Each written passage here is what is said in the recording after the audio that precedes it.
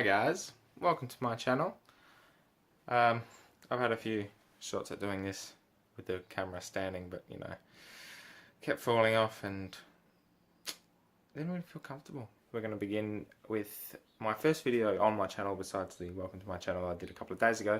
It's going to be Port Adelaide's best 22 for 2017. We're going to start off in the back line. Fullback position, we have Darcy Byrne-Jones, Logan Austin and Matthew Broadbent.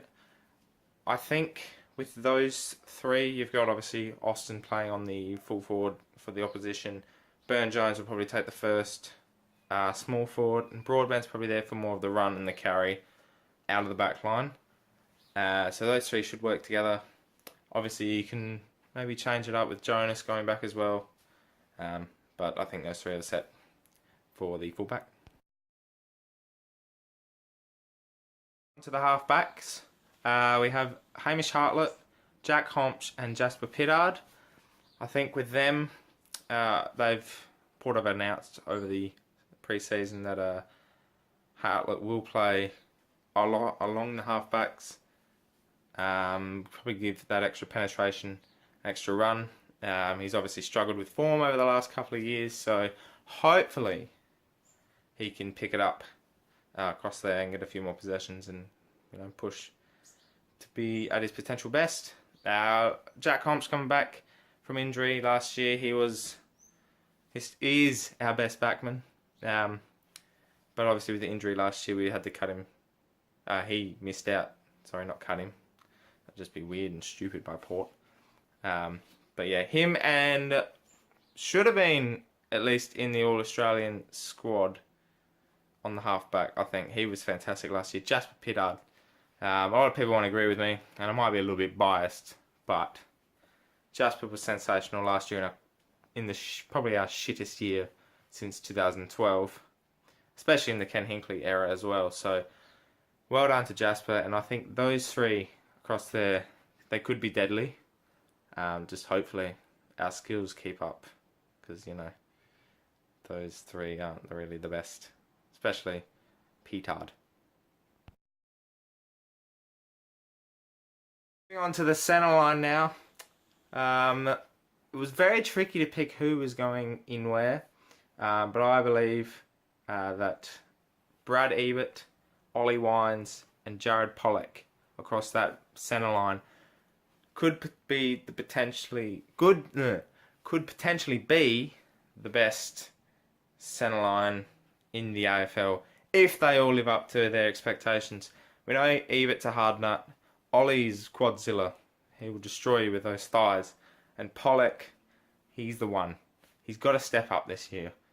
He's just not living up to his 2014 form.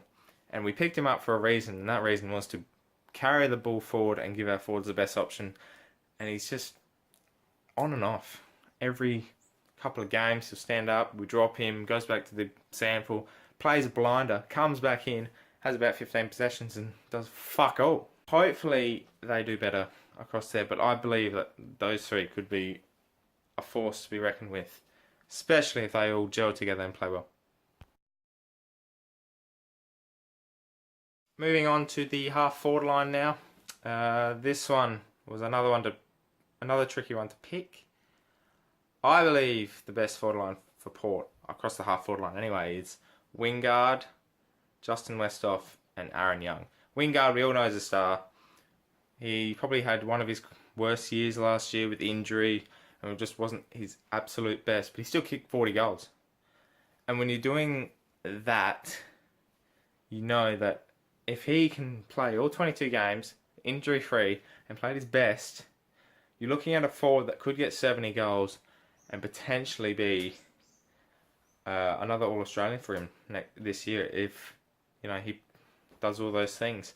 Justin Westhoff, I know a lot of my friends and a lot of people outside of Port hate him, but he's fantastic.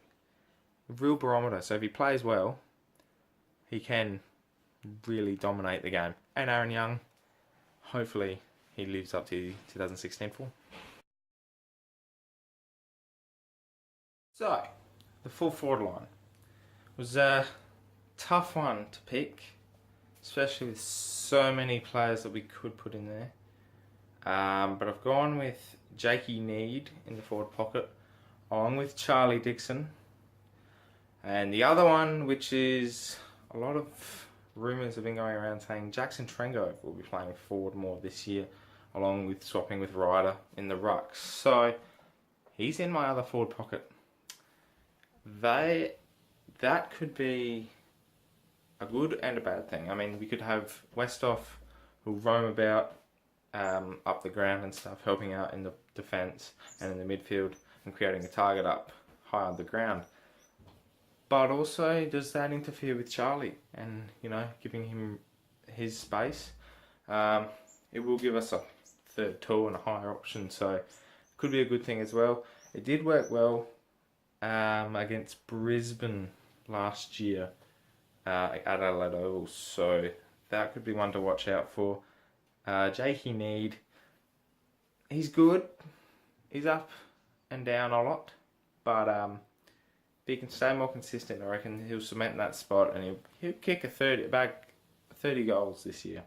If he obviously gets in the right position and stays focused and consistent enough, he will be one of our better forwards and hopefully more improved. I mean, he's in and out of the side a lot, along with, you know, hopefully he can gel with Aaron Young and Chatty Wingard. If you go back to the Bulldogs game last year at Adelaide Oval, they worked really well together. Jakey Need was on fire. His defence effort was brilliant.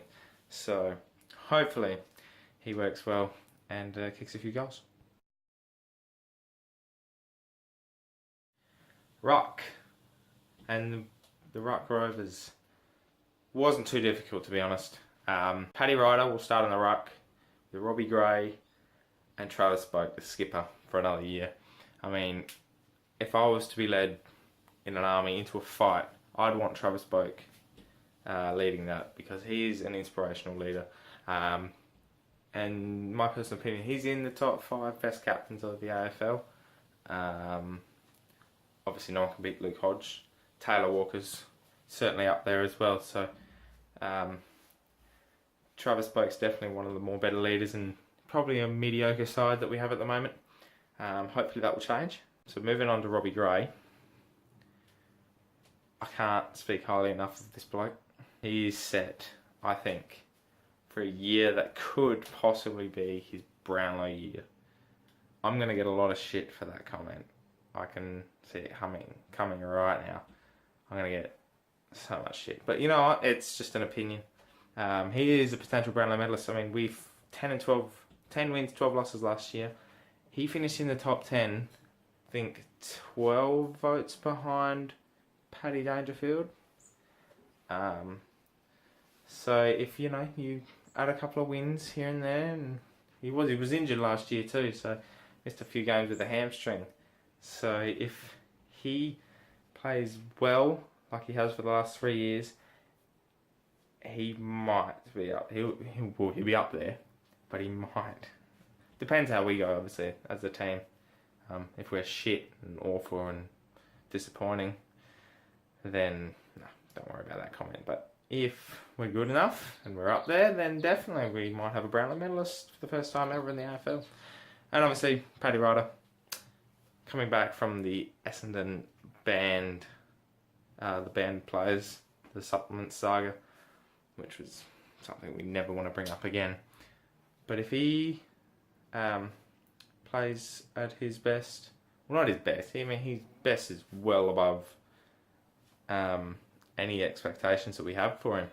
But if he just, gives us that first option, gives players like Robbie Gray, Brad Ebert, Ollie Wines, Travis Boak, and whoever else goes through the midfield to go, and he kicks a few goals down forward, then definitely we might see one of his better years, especially since technically it's his third year, but he'll be playing second year for Port on the ground. So I'm praying that he plays an absolute blinder, stays injury free, and give us the best opportunity possible.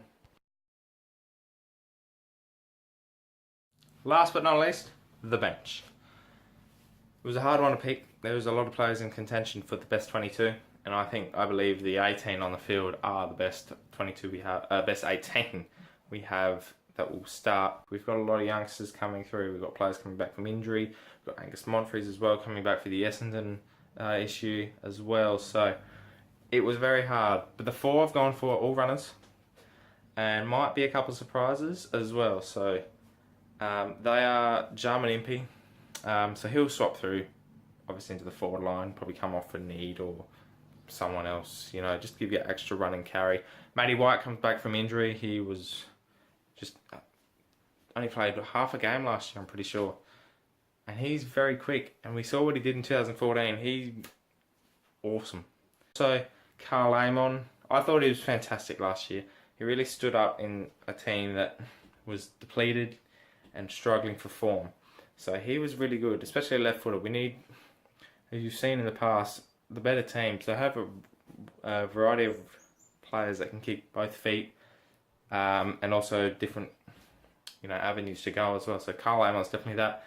The last one, which I think he's come out of nowhere from the draft, Sam Powell-Pepper.